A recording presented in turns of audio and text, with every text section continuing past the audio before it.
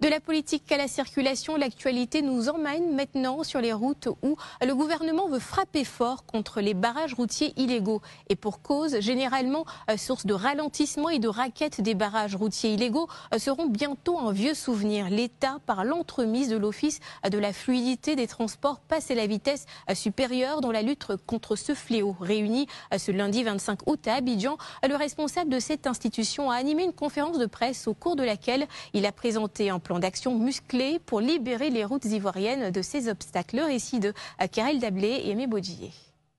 Le constat est alarmant. 44 barrages illégaux ont été recensés sur les grands axes, alors que seulement 33 sont potentiellement autorisés.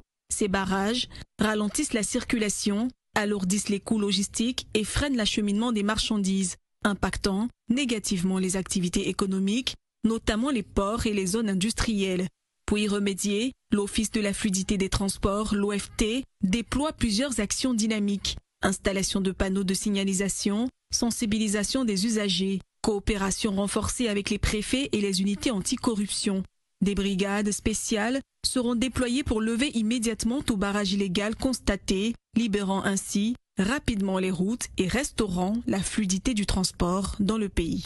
En vue d'une matérialisation de ces dispositions réglementaires, nous avons entrepris d'implanter des panneaux à l'entrée et à la sortie sur les principaux axes qui traversent ces villes.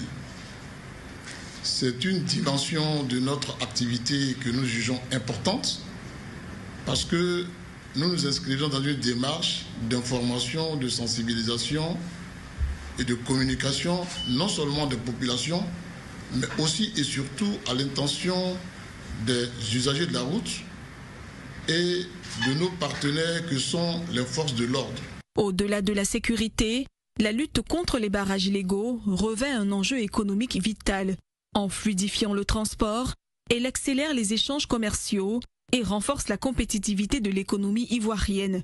En supprimant ces obstacles, le pays améliore son attractivité, stimule la croissance et favorise un environnement propice à l'investissement et au développement durable. Qui dit fluidité dit compétitivité de l'économie.